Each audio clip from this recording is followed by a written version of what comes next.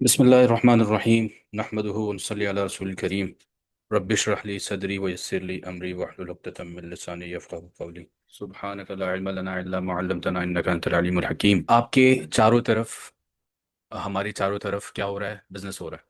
ठीक है। उस बिजनेस में हमें कोई इश्काल है, हमें कोई तहफ़्फ़ुज़ात हैं, हमें ऐसा लगता है कि यार ये कैसे बेच रहा है, सब्जी वाला सब्जी कैसे बेच रहा है, और कपड़े वाला कपड़े कैसे बेच रहा है। हमें कोई प्रॉब्लम है। हमें पता है ये सिंपल। आपको अगर कोई चीज़ बेचनी है तो आपको एक बाज़ार में होना ज़रूरी है। ठीक है। उस बाज़ार में आपको अपनी एक दुकान बनानी पड़ेगी, दुकान का एक नाम रखना पड़ेगा। राइट। और जो नाम रखेंगे, अ, उमूमी तौर पर इसमें बहुत लोग जो है वो तसाहुल से काम लेते हैं, तो वो नाम रखते हुए कोई बहुत ज़्यादा इसका ख्याल नहीं रखते। उन्होंने स्टोर का नाम रख दिया दानिश स्टोर। क्या पता चल रहा है किस चीज़ क्या बेच रहा है ये आदमी? नहीं पता चल रहा। अब इसने नाम रखा है दानिश क्लॉथ हाउस। अब क्या पता चल रहा है? अब ये कपड़े का दानिश कर्टन स्टोर। तो जैसे ही उसने दानिश के साथ कोई बीच में नीश ऐड किया, क्या ऐड किया? नीश ऐड की। जैसे ही उसने नीश ऐड की तो हमें समझ में आ गया, अच्छा ये कपड़े वाला है, ये जूते वाला है, ये बर्तन वाला है। और ये सारी चीजें हमें समझ में आनी शुरू हो गई। तो अ, इस डिस्कशन और इस सेशन के जरिए से ऑब्जेक्टिव हमारा ये है कि हम ई कॉमर्स, उस कॉमर्स को जो कि ऑलरेडी हमारी चारों तरफ है, उस कॉमर्स में हम क्या करेंगे?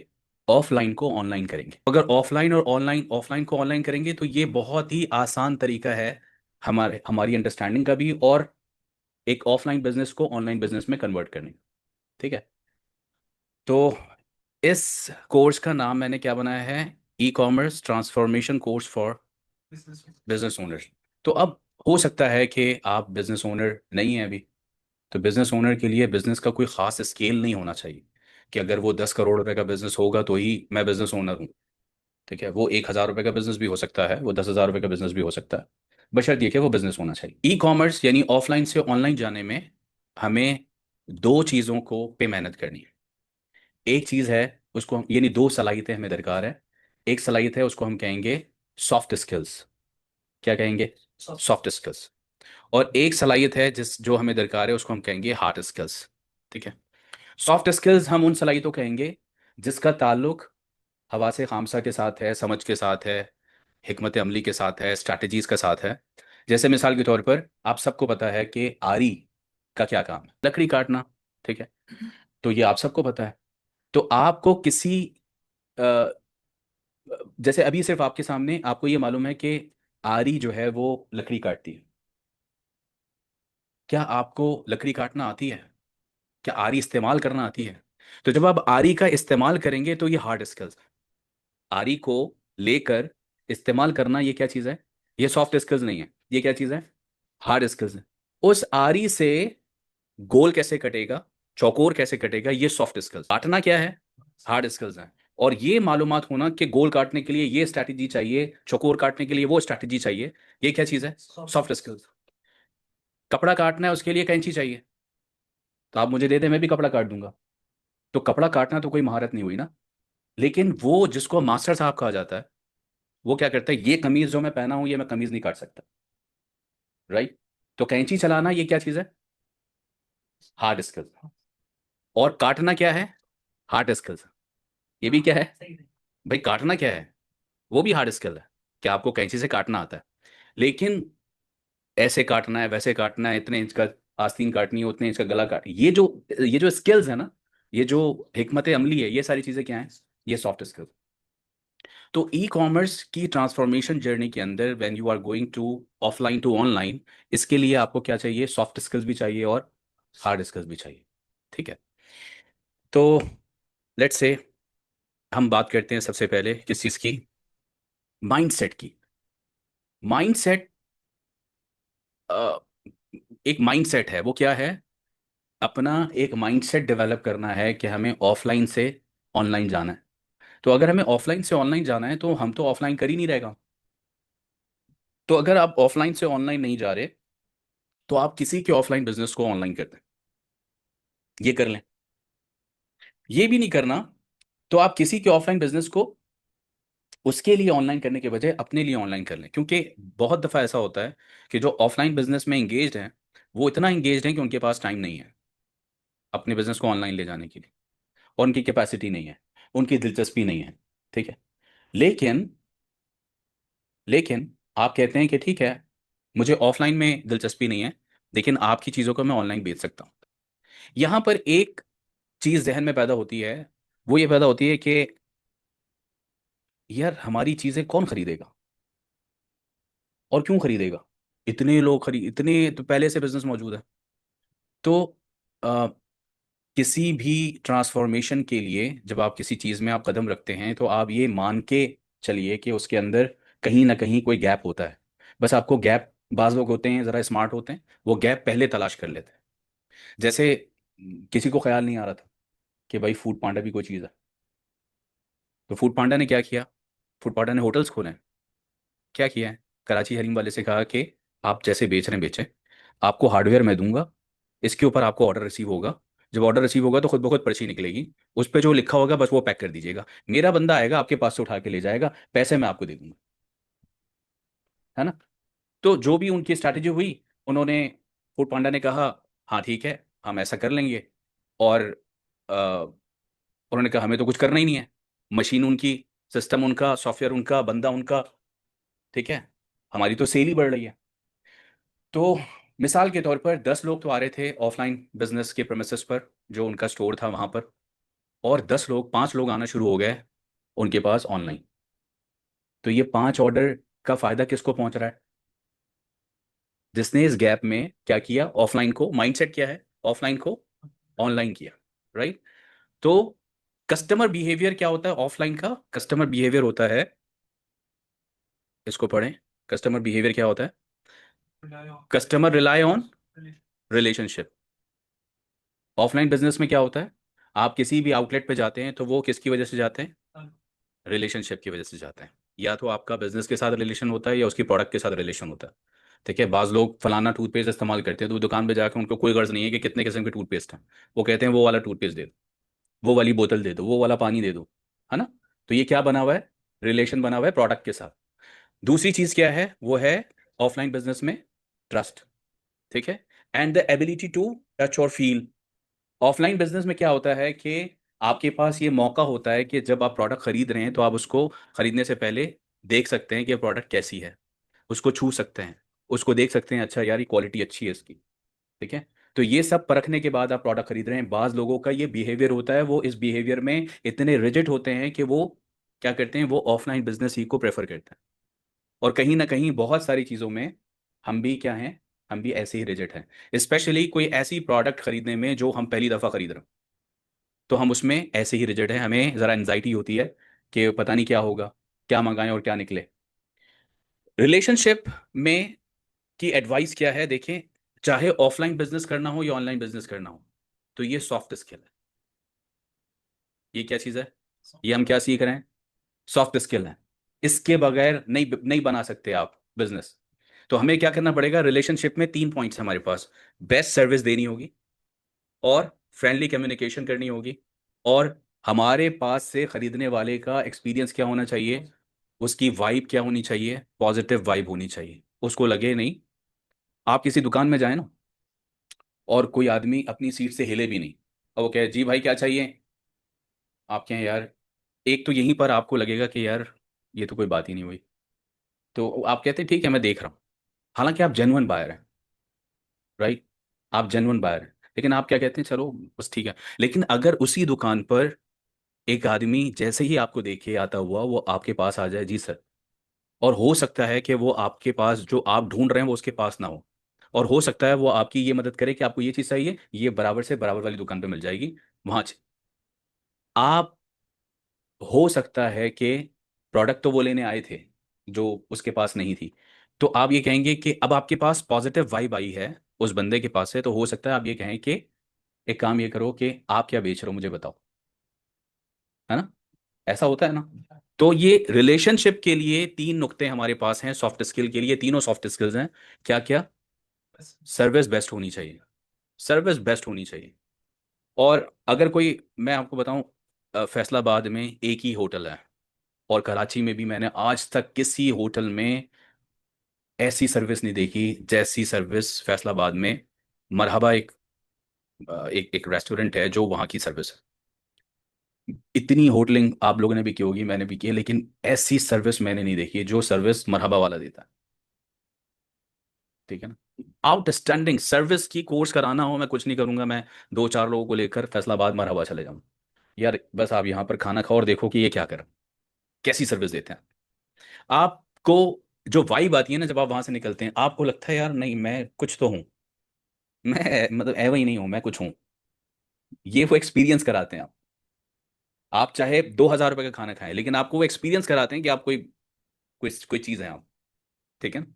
और इस एक्सपीरियंस कराने की वजह से कोई मुझसे कहे, मेरे कोई भी मेहमान कराची से जाते हैं, मैं बोलता हूँ नहीं भाई कहाँ जाना है, खाने वाने का टेस्ट से मुझे कोई लेना देना नहीं है, मैं वहां क्यों जा रहा हूँ, इसकी वजह से जा रहा हूँ, सर्विस की वजह से जा रहा हूँ। ठीक है। तो आगे चलें। अब हमारे पास क्या है, ट्रस्ट कैसे बनेगा, ये भी सॉफ्ट स्किल्स है। ट्रस्ट कैसे बनेगा, जो दे रहे हो ना, जो बोल रहे हो वही देना है। ट्रस्ट कैसे बनेगा, जो जो दे रहे हैं वही हमें देना है। ठीक है ना। इसमें कुछ भी अगर 19 है तो 19 को 20 करने की कोशिश नहीं करनी है, 18 को 19 करने की कोशिश, 19 को 19 बताना है। तो जब 19 को 19 बता के बेचेंगे तो क्या बनेगा, ट्रस्ट बनेगा। दूसरी चीज ये है कि हर हर कस्टमर की आंखें और उसके कमेंट्स हमारे लिए इंपॉर्टेंट है। तो रिव्यूज हमें लेने हैं अपने प्रोडक्ट के बारे में। हमें क्या लेना है, अपने कस्टमर के लिए रिव्यूज लेने हैं। अब आजकल ये ट्रेंड चल रहा है कि आप किसी भी हाईवे में किसी भी जगह पे जाकर खाना खाएं, तो वो जाते हुए व्हाट्सएप लेकर आ जाएंगे, क्या बोलेंगे, सर जरा रिकॉर्ड कराएंगे आप। हुआ है ना एक्सपीरियंस, क्या करा रहे हैं आपसे, आपसे ऑडियो करके रिकॉर्ड करा रहे हैं। वो कहीं ना कहीं इसका कोई मैट्रिक्स दिखा रहे होंगे, बना रहे होंगे। कोई भी है कहीं पर भी, ज़ाहिर है कि सेठ वहां पे तो नहीं खाना खिला रहा हमें, लेकिन सेठ को फिक्र क्या है कि जितने कस्टमर का ट्रैफिक है वो ट्रैफिक कम नहीं होना चाहिए। क्योंकि जब आपका कस्टमर का ट्रैफिक आता है तो उस ट्रैफिक का नतीजा ये निकलता है कि वो ट्रैफिक कन्वर्ट जरूर होता है। ठीक है, आपकी सेल बढ़ती है। तीसरी चीज क्या है, गारंटीज। ठीक है, अगर है तो देनी है, नहीं है तो नहीं देनी है। ये कस्टमर ट्रस्ट बनता है उसी के एतबार से। मिसाल के तौर पर एक कस्टमर ये कहता है ठीक है मैं तुम्हारी प्रोडक्ट लेता हूँ, तो ऐसा तो नहीं होगा कि तुम बनाना छोड़ दो, मार्केट से गायब हो जाओ। ये भी तो होता है ना कि मैं एक सप्लाई चेन बनाऊं और उसके बाद फिर तुम गायब हो जाओ, तो मैं फिर सोर्सिंग कहाँ से करूंगा। तो खरीदने वाले से आप गारंटी लेते हैं, बेचने वाले से गारंटी लेते हैं, मैं खरीद के ले गया पीछे से आप भाग गए। तो गारंटीज कस्टमर को चाहिए किस चीज़ के लिए, ट्रस्ट बिल्डिंग के लिए। और रेप्यूटेशन किस चीज़ की, ब्रांड के बारे में, जो भी आप बेच रहे हैं ब्रांड के बारे में आपका कस्टमर क्या सोच रहा है। ठीक है, लेट्स से हम चाइना की, आपके पास 50 लाख रुपए, 50 लाख रुपए में चाइना की 7 सीटर मिल रही है एक, 50 लाख रुपए में होंडा की 7 सीटर मिल रही है, 50 लाख रुपए में टोयोटा की 7 सीटर मिल रही है। कहाँ जाएंगे, चाइना क्यों नहीं जा रहे आप। हो सकता है वो पायदार हो टोयोटा से, ये अभी ये कहना मुश्किल है, हो सकता है कि वो टोयोटा से पायदार, लेकिन ब्रांड रेप्यूटेशन क्या है। ब्रांड रेप्यूटेशन आपके दिमाग में बैठी हुई है कि यार मैंने 10 रुपए का पेन लिया था वो खराब हो गया चाइना का, मैंने 100 रुपए का ताला लिया था वो भी खराब हो गया, वो मेरे अंकल के पास 40,000 रुपए वाली बाइक है वो भी खराब हो गया, तो 50 लाख रुपए पे तो मैं जा ही नहीं सकता। ठीक है ना, लेकिन वो जो हमारे दादा ने टोयोटा की गाड़ी ली थी वो आज तक कम वक्त चल रही है। ठीक है ना। तो ये सही इन्वेस्टमेंट है, ये क्या चीज़ है, ये ब्रांड रेपुटेशन है। ब्रांड किसको कहते हैं, मेरे प्रोडक्ट या सर्विसेज के बारे में मेरा जो बायर है उसके दिमाग में छाप क्या बैठी हुई है, ये ब्रांड रेपुटेशन है। तो हमारे दिलो दिमाग में क्या छाप बैठी हुई है चाइना के बारे में, कि सस्ता तो है लेकिन रिलायबल नहीं है इतना। अ, भारत। तो ऑनलाइन कस्टमर क्या करता है, ऑनलाइन कस्टमर का जो बिहेवियर है वो है customer read reviews, customer compare prices, और customer search Google and YouTube और for feedback and expect fast responses. तो जो ऑनलाइन कस्टमर है ना, देखिए ऑफलाइन कस्टमर और ऑनलाइन कस्टमर में ये होता है कि ऑफलाइन कस्टमर में आप कस्टमर चूंकि आ चुका होता है, कभी कभार वो हमसे हमारी सर्विस या प्रोडक्ट इसलिए बाई कर लेता है क्योंकि वो थक चुका होता है। वो कहता है यार मैं अब आगे नहीं जा सकता, हालांकि आगे बहुत अच्छी प्राइस में बहुत ही बेहतरीन चीज़ मिल रही, लेकिन वो थक चुका है। ऑनलाइन वाला थक रहा है, ऑनलाइन वाले को मजे लगे हैं भाई, वो एसी में बैठा हुआ क्या कर रहा है, कंपेयर कर रहा है प्राइसेस। तो ऑनलाइन कस्टमर ऑफलाइन के मुकाबले में ज़्यादा स्मार्ट है, उसको खरीदना आता है। उसको क्या आता है? उसको खरीदना आता है। यहां तक कि अगर उसने आपको ऑर्डर कर दिया और आपका ऑर्डर सीओडी है, कैश ऑन डिलीवरी है, ऑर्डर देने के बाद आपका ऑर्डर आया 4 दिन के बाद, लेकिन बीच में उसने देखा कि यही प्रोडक्ट फलाना स्टोर के ऊपर इतने रुपए की है, और उसके रिव्यूज, इसके रिव्यूज 40 हैं, उसके 80 हैं, इसकी रेटिंग 4.1 है, उसकी 4.7 है। जब ऑर्डर आएगा तो कैंसिल कर देगा, वो रिटर्न कर देगा, वो कहता है कि मुझे नहीं खरीदना। ठीक है। इस वजह से रिटर्न नहीं किया उसने कि उसके पास पैसे नहीं थे, इस वजह से रिटर्न किया कि उसको आपसे वही चीज कहीं बेहतर ऑप्शन मिल गया उसको। तो सवाल ये पैदा होता है कि जो बेचने वाला है वो खरीदने वाले से उसकी ज़्यादा रिसर्च होनी चाहिए, कंपैरिजन उसका ज़्यादा होना चाहिए या कम होना चाहिए? ज़्यादा होना चाहिए। तो क्या ख्याल है, ये बगैर टाइम लगाए हो जाएगा? बगैर टाइम लगाए नहीं होगा, क्योंकि जो बायर है वो तो 3 घंटे सर्च कर रहा है, और आप 3 घंटे नहीं कर रहे, आप वो रोजाना 3 घंटे सर्च कर रहे हैं, आप हफ्ते में 3 घंटे नहीं लगा रहे। वो खरीदने वाला है, आप बेचने वाले हैं। ठीक है। तो किसको ज़्यादा टाइम लगाना पड़ेगा? भाई मैं मार्केट गया तो मैं 2 घंटे के लिए जाऊंगा मार्केट, तो वहां दुकान वाला भी 2 घंटे के लिए बैठेगा। वो कितने घंटे के लिए बैठेगा? वो तो 12 घंटे के लिए बैठेगा। और मैं महीने में एक दफा जाऊंगा, वो कितने दिन आएगा दुकान पर? वो तो पूरा महीना आएगा।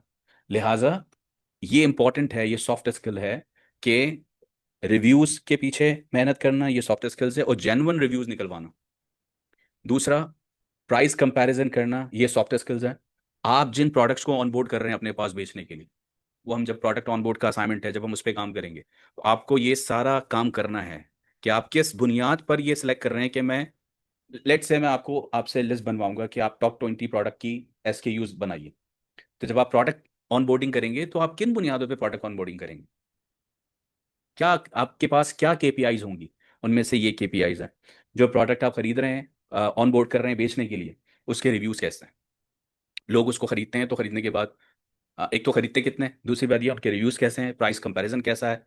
ठीक है। उसको गूगल पे सर्च अगर किया जाता है तो उसकी रेटिंग क्या है, ये सारी चीजें हम देखेंगे। ठीक है। अगली बात क्या है, why traditional businesses struggle online. जो रिवायती कारोबार हैं, जब वो ऑनलाइन जाते हैं तो वो क्यों स्ट्रगल करते हैं? ये जो होता है कि यार हमने कोशिश तो की लेकिन चला नहीं, ये अगर ये बोलें कि हमने वो कोशिश की थी ड्रेन सिस्टम बनाने की लेकिन बना नहीं, आप ये एक्सेप्ट नहीं करेंगे।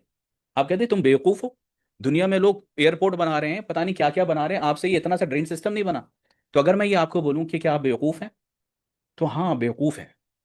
ये जो होता है कि कोई चीज आप बनाने जा रहे हैं वो बनी नहीं, और आपने ये कह दिया कि यार वो हमने कोशिश की थी लेकिन लेकिन वो हमसे चला नहीं। नहीं, आपने कोशिश सही नहीं की, आपकी कैलकुलेशन गलत थी। ठीक है। तो क्यों ट्रेडिशनल बिजनेसेस जब ऑफलाइन से ऑनलाइन होते हैं तो क्यों वो स्ट्रगल करते हैं? स्ट्रगल का मतलब यह है कि उनका खर्चा ज्यादा होता है, उनकी आमदनी कम होती है, इसको कहते हैं स्ट्रगलिंग फेस। ठीक है। जब आपका खर्चा हो रहा हो और आमदनी ना हो रही हो तो क्या है, आप स्ट्रगल कर रहे हैं। तो सबसे पहला पॉइंट क्या है, digital literacy gap among business owners. तो जो रिवायती बिजनेस ओनर्स हैं, तो सारे बिजनेस के जिनके हाथ में डिसीजंस पावर हैं, वो डिजिटल लिटरेट नहीं है, इलिटरेट है। उनको कोई बात बताओ तो वो कुर्सी हिलाते हुए सुनते हैं, और बस सुन लेते हैं और कहते हैं हाँ ठीक है, बाद में करेंगे। वो उसको अहमियत ही नहीं देते। ठीक है। दूसरा काम क्या है, पुअर सोशल मीडिया प्रेजेंस और आउटडेटेड वेबसाइट्स। हर चीज बस ब्रॉडकास्ट कर दी, नीला पीला हरा काला नीला, जो भी आया बस। आपने कहा कि यार प्रोडक्ट की तस्वीर ही तो लगानी है, तो लगा के बस डाल दो, ये मोबाइल है ना मेरे पास घटिया किस्म का, इससे बनाओ घटिया तस्वीर खींचो। ना मुझे तस्वीर खींचनी आती है, ना मुझे लाइटिंग का सेंस है, लेकिन मैंने तस्वीर खींच की, अब सबको क्या बताऊं, अरे हमने सब किया है भाई। प्रोडक्ट फोटोग्राफी की थी, हाँ हाँ वो भी की थी भाई। हाँ देखो ना, ये देखो, इतनी बकवास। और भाई आप ग्लोबल प्रेजेंस है, आपकी वेबसाइट बनी हुई है, हाँ बनी हुई है ना, देखो ना। वेबसाइट देखी तो वेबसाइट से परेशान हो गए। तो उन्होंने इसको क्या समझा, वेबसाइट से क्या होता है। तो जितने ग्लोबल बिजनेस हैं और जितने ऐसे बिजनेस हैं जो कि जिन पे लोग ट्रस्ट करते हैं, जिनकी क्वालिटी है, सर्विस है, अगर आप उनका सोशल प्रेजेंस देखेंगे और आप उनकी वेबसाइट देखेंगे तो आपको क्या लगेगा कि नहीं यार, चीज़ है, कोई चीज़ बनाई है ना। ठीक है। Inability to offer digital payments and delivery options. डर लग रहा है, क्या डर लग रहा है? अरे ये वाला पेमेंट गेट पे लगाया तो कोई हमारे पीछे आ जाएगा। भाई आप कौन है यार, आप हैं कौन, आपकी सेल क्या है, क्या कर रहे हैं, किस स्केल का बिजनेस कर रहे हैं आप? आप इंटरनेशनल बिलियंस का बिजनेस करें, आपके पीछे कोई नहीं आएगा। और बिजनेस कर रहे हैं, आपको पता है भाई, आप पाकिस्तान में बिजनेस कर रहे हैं तो पाकिस्तान को टैक्स नहीं देंगे। आप पाकिस्तान में बिजनेस नहीं कर रहे, यूरोप में जाके कर रहे हैं, वहां आपको, यहाँ तो टैक्स फिर भी को किसी जुगाड़ से आप दे देंगे, वहां तो पहले वकील हायर करना पड़ेगा।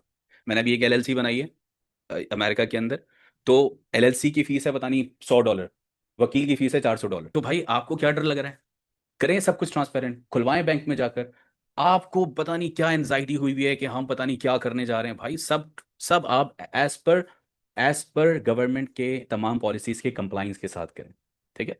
तो डिजिटल पेमेंट्स में आप जैज़ कैश भी इन्वॉल्व करें, इजी पैसा भी इन्वॉल्व करें, और इंगेज करें, और बारकोड भी लगाएं। और पाकिस्तान की ट्रेन की टिकट खरीदने नहीं जाता, तो मैं क्या करता हूँ, मैं ऑनलाइन खरीदता हूँ। ऑनलाइन किस लिए कैसे खरीदता हूँ कि उन्होंने डिजिटल पेमेंट्स का ऑप्शन डाला हुआ। ठीक है। तो पहले उन्होंने क्या किया था, टिकट ऑनलाइन बुक कराएं, पैसे जाके किसी दुकान पे जाके पैसे दें। कितना घटिया ऑप्शन है। तो ऐसे कुछ टिकट ही नहीं ले जाकर, ये क्या बात हुई कि ये करें वहां जाके। तो कस्टमर ऑनलाइन वो ये कह रहा है, मैं बेड पे लेटा हूँ ना, मैं सिर्फ क्लिक कर रहा हूँ, मुझे मेरी प्रोडक्ट मिलनी चाहिए। तो ये सारी सर्विसेज हमें, जो एड ऑन्स हैं, वो सारी सर्विसेज अपने साथ देनी पड़ेंगी। तो इन तमाम चीज़ों की नॉलेज हासिल करना क्या है? सॉफ्ट स्किल्स है। क्या है? ये सॉफ्ट स्किल्स है। ठीक है। तो ये ज़रूरी है या गैर ज़रूरी है? ज़रूरी है। टाइम लगाना पड़ेगा इसके लिए, टाइम लगाना पड़ेगा। ठीक है। अब बात आती है कि ई कॉमर्स के डिफरेंट बिजनेस मॉडल्स, वो मॉडल्स कौन कौन से हैं। तो उसमें पहला मॉडल है, उसको हम कहते हैं B2B business model. B2B, B2B क्या है? Business to business.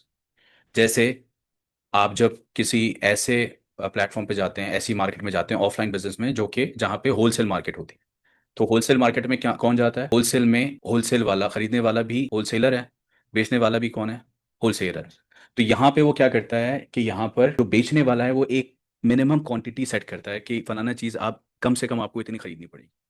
इसको हम कहते हैं MOQ। ठीक है ना। मिनिमम क्वांटिटी को हम क्या कहते हैं कि भाई आपका मिनिमम ऑर्डर क्वांटिटी क्या है। ठीक है, आपका MOQ क्या है। तो ये जो मॉडल है B2B, इसके जो ग्लोबल लेवल पर जो दुनिया में लीडिंग मॉडल्स हैं, उनमें से एक मॉडल है वो है अलीबाबा का। ठीक है। अलीबाबा एक ई कॉमर्स का बाजार है, मार्केट प्लेस कहते हैं इसको। एक अलीबाबा क्या है? एक बाजार है जो कि होलसेल बाजार है, खरीदने वाला और बेचने वाला दोनों होलसेल में डील कर रहे हैं। ठीक है। दोनों क्या हैं? होलसेलर्स हैं। हो सकता है दोनों मैन्युफैक्चरर्स हों, लेकिन दोनों की यहाँ पर बहुत बड़ा स्केल, बहुत बड़े स्केल पे काम हो रहा है। यहाँ पर इस तरह से काम नहीं हो रहा कि कोई एक दो चीज़ें बिक रही हैं। ठीक है ना। तो ये इसको कहते हैं B2B मार्केट प्लेस। दूसरा है वो है अमेजोन का बिजनेस प्लेटफॉर्म। ये जो अमेजोन का बिजनेस प्लेटफॉर्म है, ये भी क्या चीज़ है? ये भी B2B है, जहां पर B2B मॉडल पे काम हो रहा है। लेकिन जो ग्लोबल लीडिंग है, वर्ल्ड लीडिंग है, ग्लोबली रिकग्नाइज्ड है market place, authentic market place है, जहां पे millions of suppliers and manufacturers are trading each other, वो ये प्लेटफॉर्म्स हैं। ठीक है।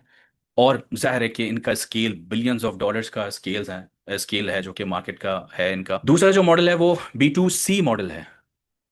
B2C मॉडल में क्या हो रहा है? B2C मॉडल में बिजनेस टू कस्टमर या कंज्यूमर। कंज्यूमर कौन है? कंज्यूमर वो है जो कि आपकी बनाई हुई चीज का सारिफ है। कौन है? सारिफ। ठीक है। जैसे हम लोग इंटरनेट सर्विस हमने ली है, हम सारिफ हैं। ठीक है ना, कंज्यूम करने वाले हैं। तो हम कौन है? हम सारिफ हैं। तो सारिफ के अंदर क्या मॉडल है? B2C मॉडल कहलाता है ये ई कॉमर्स के अंदर। उसके अंदर अमेजोन बिजनेस नहीं, अमेजोन अमेजोन एक ऐसा ई कॉमर्स का प्लेटफॉर्म है जो कि बिजनेस टू कंज्यूमर प्लेटफॉर्म है, B2C प्लेटफॉर्म है। ठीक है। और अलीबाबा का कौन सा है? Ali express. Ali express, Alibaba एक B2B मॉडल है, अली एक्सप्रेस क्या है? B2C model. ठीक है। तो B2C मॉडल क्या है? B2C मॉडल के अंदर MOQ नहीं होता। आपको एक चीज चाहिए, एक भी ले लो। तो वो रिटेल सेंटर होता है कि आप जाकर, रिटेल सेंटर है, आप जाके ले लें उससे। ठीक है। तो ये हो गया आपका B2C मार्केट प्लेस हो गया। तीसरा एक मॉडल है वो है C2C मॉडल। C2C मॉडल क्या है? OLX पे कोई चीज़ बेची है आपने, मैं गाड़ी इस्तेमाल कर रहा था, मुझे दूसरी गाड़ी चाहिए, तो मुझे ये वाली गाड़ी बेचनी है। तो मैंने क्या किया? मैंने OLX पे डाल दी। तो मैं तो गाड़ी बनाने वाला तो नहीं हूँ, गाड़ी का सप्लायर भी नहीं हूँ। मैं कौन है? गाड़ी मेरे पास थी, मुझे दूसरी गाड़ी चाहिए, तो मैं कंज्यूमर ही हूँ।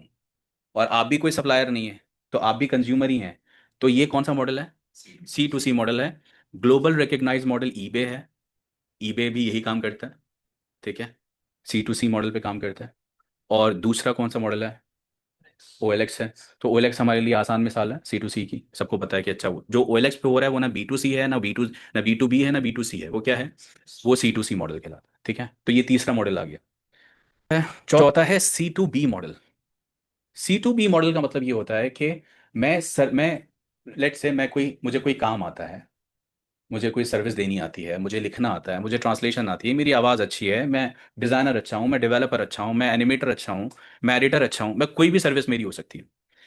मेरी सर्विस को फलाना स्कूल को बेचना है, मुझे फलाना ऑर्गेनाइजेशन को बेचना है। C2B मॉडल कौन सा है?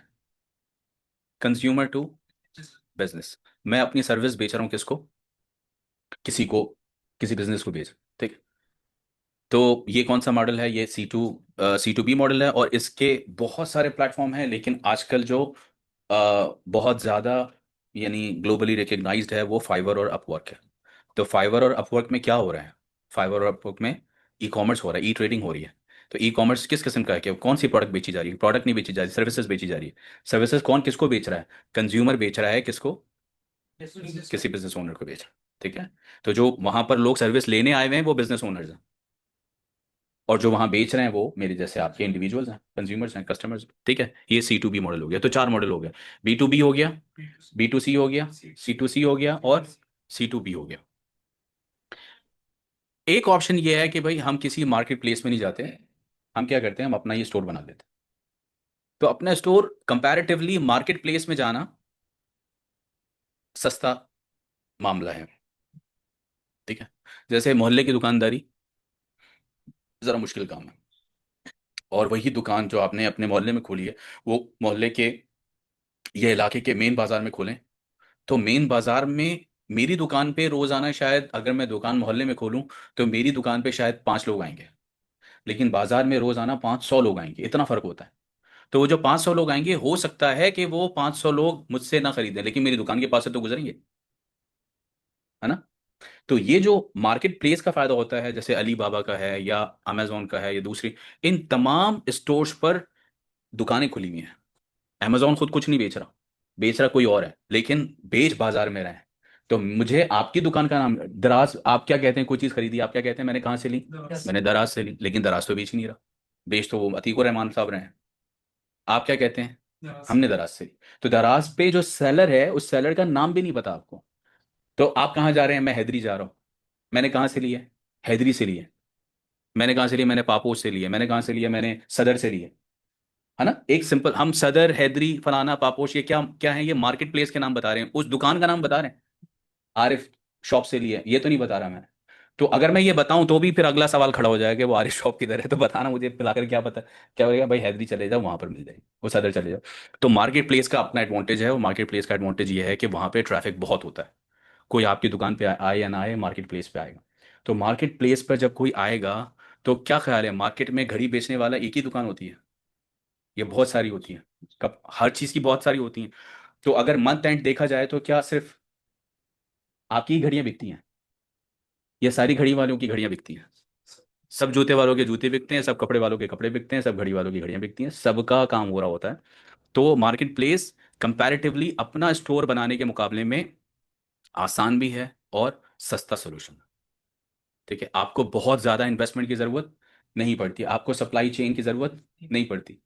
ठीक है, वो मार्केट प्लेस वाला खुद ही, बस वाला कह रहा होता है सदर सदर सदर सदर, आपको बस ट्रैफिक की ज़रूरत नहीं पड़ेगी, किसी को रास्ता बताने की ज़रूरत नहीं पड़ेगी। ऐसे ही है।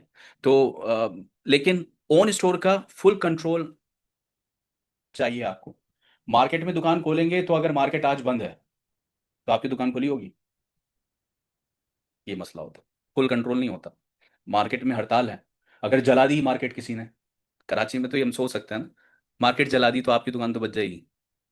मार्केट जली भाई, आपकी दुकान भी गई, आपसे फड्डा था ही नहीं। तीसरी दुकान छोड़ के फायरिंग हुई तो एक दो आपके पास भी आ गई, तो शहीद तीनों हो गए। ठीक है ना? तो ये सारे एडवांटेजेस डिसएडवांटेजेस हैं अपना स्टोर खोलने में। एक बड़ा फायदा ये है कि क्या है आपके पास? फुल कंट्रोल है। अपना स्टोर खोलने का फायदा क्या है? फुल कंट्रोल है। दूसरा ये है कि अपना स्टोर खोलने के लिए दो बड़े प्लेटफॉर्म्स हैं। अब ये हार्ड हार्ड स्किल्स आ गए। शॉपिफाई पे काम करना हार्ड स्किल्स, ई कॉम वो कॉमर्स पे काम करना हार्ड स्किल्स। तो अगर आप इस रास्ते पे जाना चाहते हैं कि यार हाँ मुझे करना है, अपना स्टोर बनाना है, तो हमें ये भी सीखना है। तो अब ये क्या बात हो रही है? अब हम अभी तक जितनी बात की हमने सारी सॉफ्ट स्किल्स की बात की, उस पर अभी तो सिर्फ बातें हो रही हैं, अब इस पर काम करना बाकी है। ठीक है। तो अब अगर आप कहते हैं कि जी शॉपिफाई क्या भला है और वो कॉमर्स क्या है, तो फिर शॉपिफाई वो कॉमर्स को एक्सप्लोर करना, ये सीखना, ये क्या है, ये हार्ड स्किल्स है। ठीक है।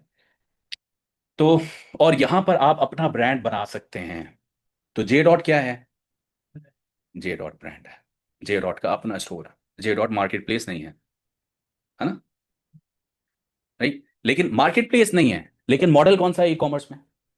बी टू सी मॉडल है ना? क्या मॉडल है वो? बी टू सी मॉडल है, लेकिन अपना स्टोर। ये एक और मॉडल आ गया। इसमें क्या है? इसमें हमारे और पैसे बच रहे हैं, और पैसे बच रहे हैं। ये कौन सा मॉडल है?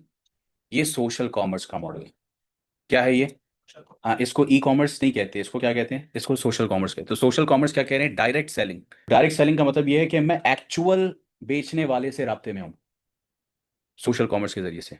तो क्या हो रहा है? इंस्टाग्राम और व्हाट्सएप बिजनेस के लिए आपको इस्तेमाल करते हैं आप, और इसके अंदर कोई टेक्निकल सेटअप आपको बहुत ज़्यादा नहीं चाहिए। आपके पास एक सिंपल टेक हेड होना चाहिए आपके पास, और आप 1-2 घंटा लगाकर उसके जो ऑप्शंस हैं उसको एक्सप्लोर कर लें, अपने जो अकाउंट है उसकी प्रोटेक्शन और प्राइवेसी पॉलिसीज़ को समझ लें, और अब आप उस पर काम करना शुरू हो जाएं कि आप अपनी प्रोडक्ट को कैसे पब्लिक करेंगे और इसकी अवेयरनेस कैसे क्रिएट करेंगे। तो क्या ख्याल है, अगर एक चीज़ है, मैं अपना स्टोर बना रहा हूँ और सोशल कॉमर्स तो वैसे ही फ्री में है, या सोशल कॉमर्स में कोई इतने पैसे मेरे नहीं लग रहे, इतनी टेक्निकल रिसोर्स नहीं जा रही, तो एक मुश्किल काम तो मैं कर रहा हूँ, लेकिन क्या क्या मैं इससे मुस्तगनी हो जाऊँ सोशल कॉमर्स से?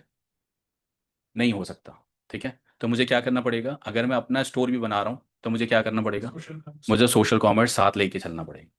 तो ई कॉमर्स में क्या होगा? ई कॉमर्स का मतलब ये होगा कि हम अपना स्टोर अगर बना रहे हैं तो कोई बात नहीं, हम मार्केट प्लेस पे भी बेचेंगे।